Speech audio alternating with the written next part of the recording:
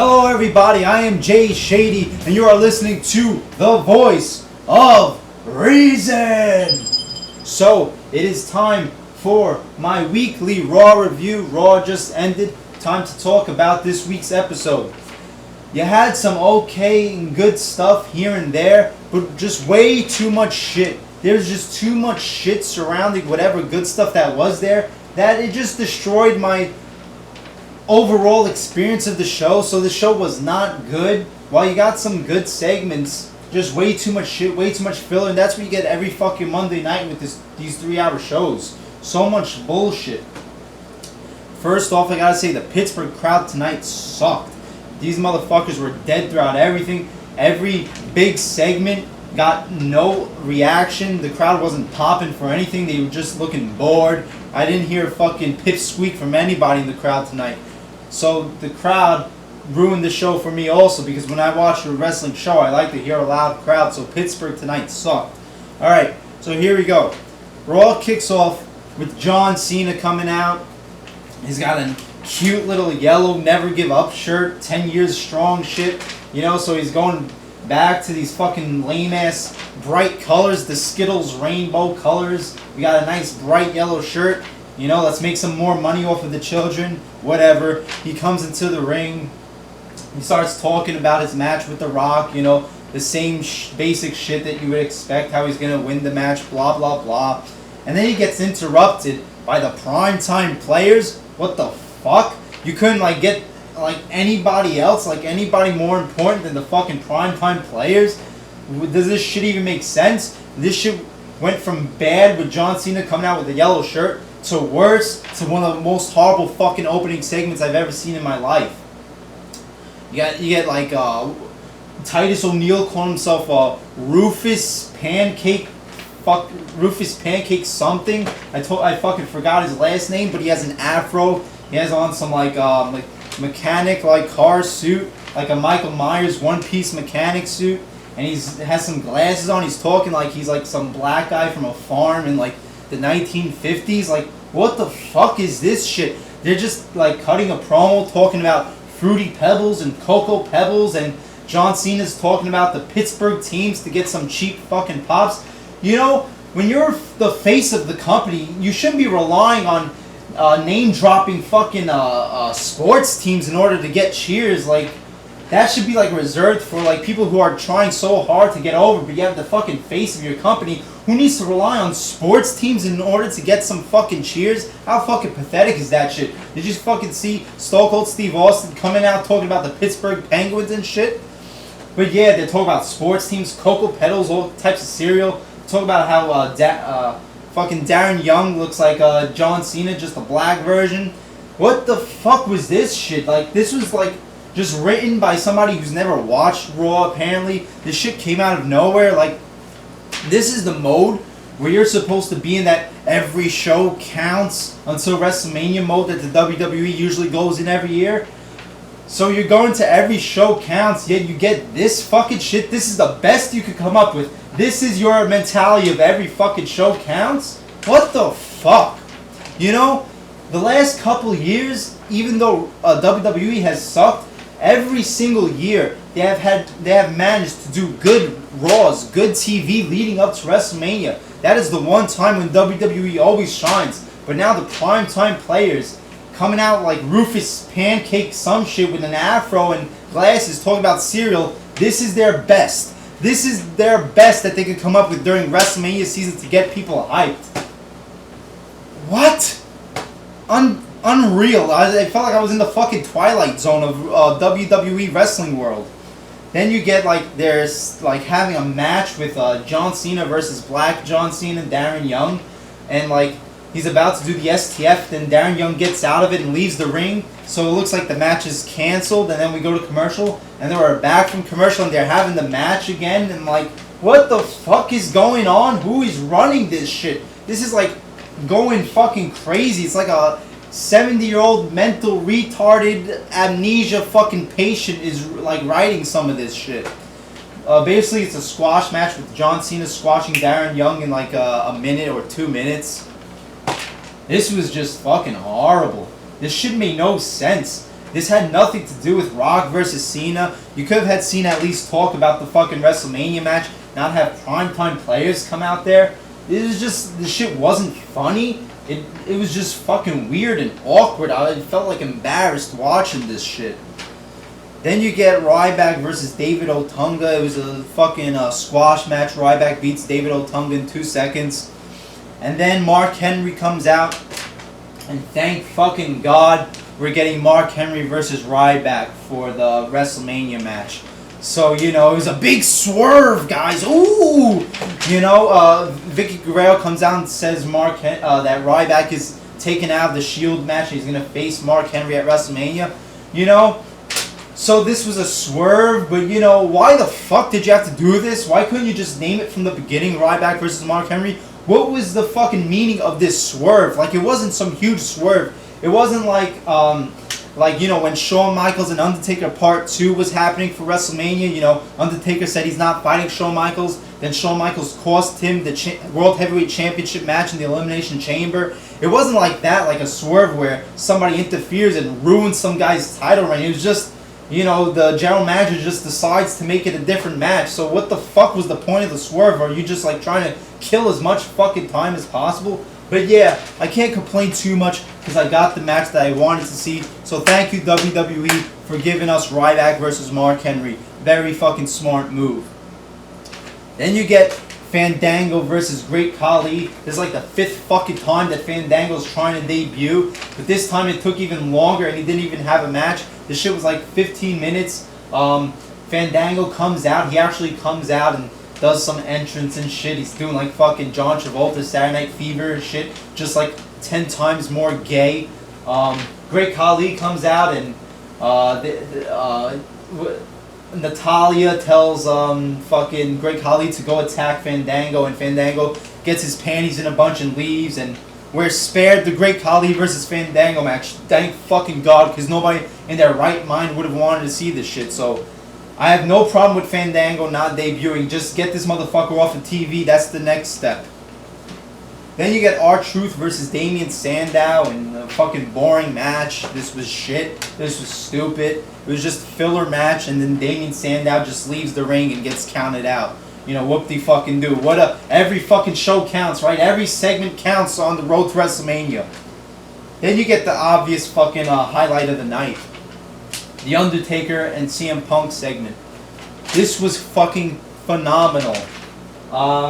You had Undertaker come out, and he's talking about how he is going to put a beating on CM Punk, and he's going to hurt CM Punk for the way that CM Punk disrespected Paul Bearer. And you hear a voice, you hear, Undertaker! Oh my Undertaker! And you think it's fucking Paul Bearer's voiceover playing, and it cuts to the Titantron, and you see CM Punk imitating Paul Bearer's voice, singing Undertaker! Fucking awesome. You have CM Punk holding the urn, and he's juggling the urn. Fucking great shit. Great fucking segment. CM Punk is juggling the urn like it's meaningless. He's talking about how he is the actual best in the world, while The Undertaker is the best at WrestleMania. CM Punk is the best in the world 365 days of the year, and he's doing this while doing a magic fucking juggling act with Paul Bearer's urn like it doesn't fucking mean jack shit. What fucking awesomeness. And then the best part about it, he says, oh shit! And he drops the fucking urn. Oh man, and he picks it up. What a great fucking segment that was, you know. Awesome, epic, great fucking heel shit from CM Punk. Attitude Era-esque, badass, controversial. This is what they used to do every fucking Monday night in the Attitude Era. I love this shit. This was fucking awesome. I know I said I didn't want to see the match in the first place, but this storyline is better than anything else going right now for WrestleMania. They're making it personal. They're making it controversial. They're making it fucking mean something. Great shit from CM Punk and The Undertaker tonight. Then you get Primo and Epico versus Team Hell No.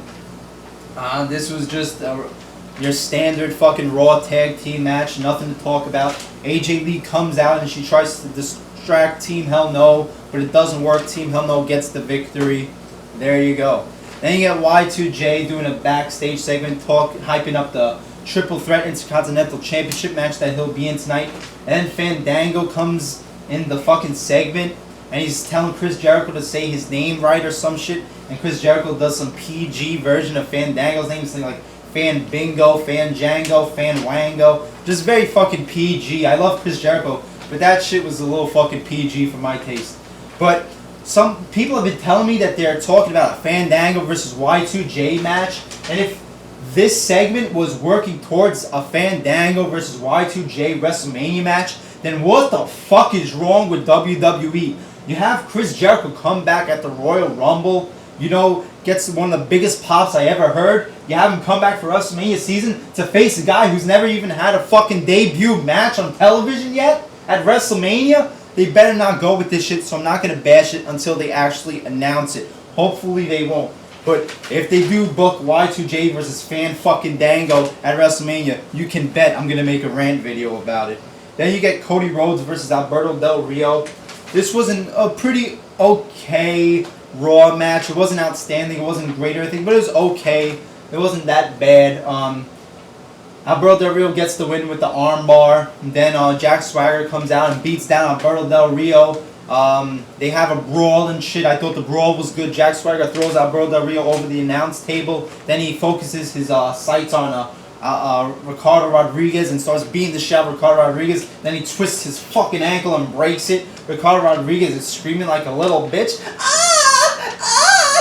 My ankle! Esse, my ankle! It was fucking gay sounding, but it was fucking awesome. The beatdown and the brawl was awesome, but Ricardo Rodriguez screaming like a little bitch, that was a little pansy type to me.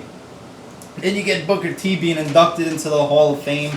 So, you know, good Hall of Fame inductees this year. A lot of, you know, deserved names in the Hall of Fame. So, pretty good. Pretty cool. I just wanted him to say, Hulk Hogan, we coming for you! You know what the other word is. He should definitely say that during his Hall of Fame speech. Then you get Sheamus and Orton versus 2MB, Drew McIntyre and Heath Slater. This is just a squash match, pretty much a glorified squash match for the Super Friends to win. Then the Shield comes out and Big Show gets involved and he scares off the Shield, so it seems like he's gonna replace Ryback. You know, I like the Shield. They have to start doing some new shit. They have to stop with the feuds with the same guys feuding with Sheamus for the past couple of months. They have to move somewhere else other than these random 6-man tag matches. But I'm not going to complain too much because they gave me Ryback versus Mark Henry and they replaced it with this match with the Big Show like they should have. So I'm not going to complain. But after WrestleMania, I really want to see some new shit with the Shield. Then you get Dolph Ziggler versus Kofi Kingston. And, you know, your random fucking Raw filler match. This was nothing. This was stupid. This was boring. You know, when does Kofi Kingston ever deliver an entertaining match? Dolph Ziggler gets the win with the zigzag.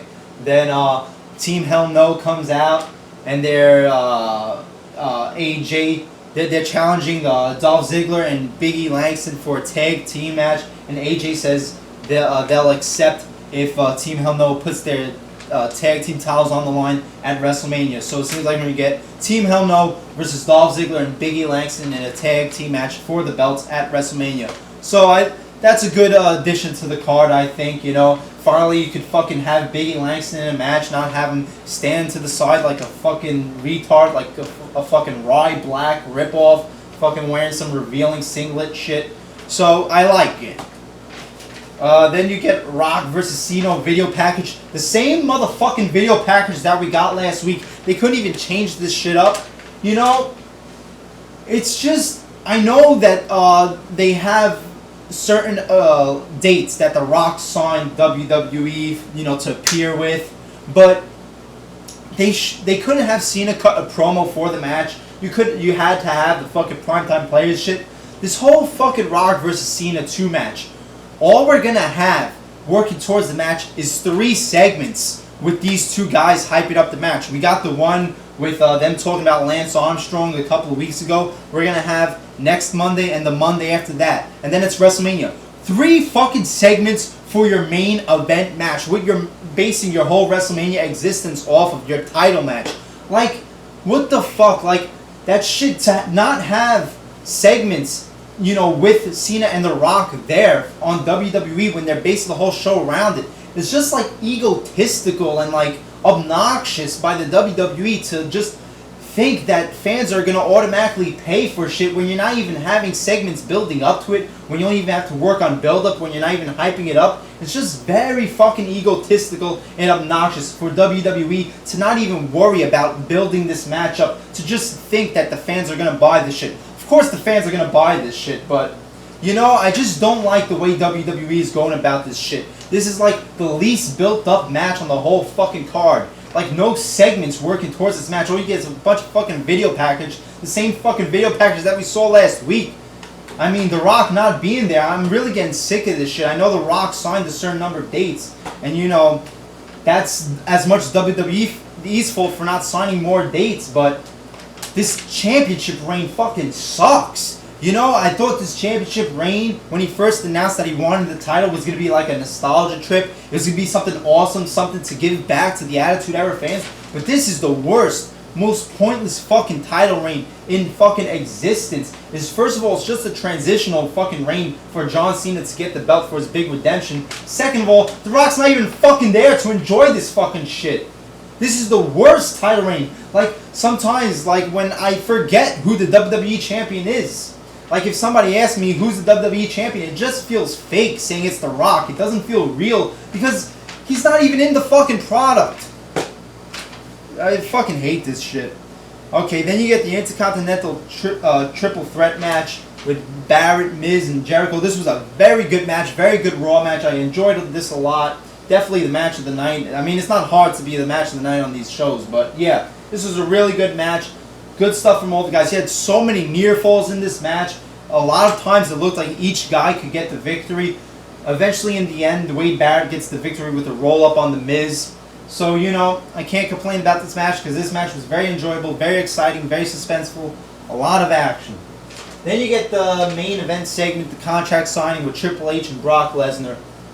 Triple H comes out. Paul Heyman comes out with a bunch of security guards. Paul Heyman starts cutting a little promo, talking about what possible stipulations he might give. I thought the promo was kind of falling flat, mainly because the crowd was fucking dead throughout this, just like they were dead throughout the whole night. It's like a bunch of fucking 80-year-old grandmas watching this shit. But then it picked up when Paul Heyman said, how about this stipulation? The winner of the match gets to go home with Stephanie. And then he says, no, actually what would make more sense is the loser goes home with Stephanie. Then Triple H starts losing it, beats the shit out of Paul Heyman. The security guards try to get involved, but Triple H just beats up all the fucking fake security guards. You know, I bet all these security guards will debut as wrestlers in the next couple of years, so watch out for them. But yeah, Triple H starts beating up Paul Heyman. He throws Paul Heyman out of the ring after he signs his signature for the match. Then Brock Lesnar comes out, and they announce the stipulation. This is fucking bullshit. You know, I was getting hyped for this stipulation. I was like, you know, maybe we're gonna get a fucking cool stipulation we haven't seen in a long time. What do we get? No disqualification, no count out, anything goes, no holds barred. Really? This is the fucking best shit you could come up with? No holds barred? Shit, their SummerSlam match was a no disqualification match. What's the fucking difference between no disqualification and no holds barred? There is no difference. Like, what the fuck, you know? You couldn't come up with a fucking better stipulation? Maybe something new? A no-holds-barred match. It's the same shit we saw at SummerSlam. This is the best this company could fucking come up with.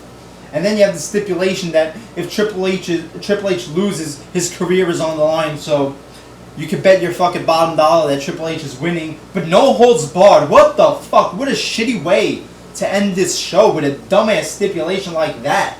It's just a no disqualification. How fucking lazy is this fucking team, this creative team? Fucking stupid. So there you go. The ending of Raw pissed me off. You had some good shit on here. You had the IC title match. You had the Punk and Taker segment, which was fucking awesome. You had some announcements like Mark Henry versus Ryback and the Team Hell No versus fucking Ziggler and Biggie Langston. But besides those little doses of good things, everything else just fucking sucked. Everything was just shit, and you have this shitty fucking no-holds-barred stipulation that just pissed me the fuck off. So there you go. There's my little Raw review. Let me know what you thought of this week's show. Personally, I thought it was pretty fucking shitty. Yeah, there you go. I am Jay Shady, voice of reason. Like, comment, subscribe, and I'll see you later.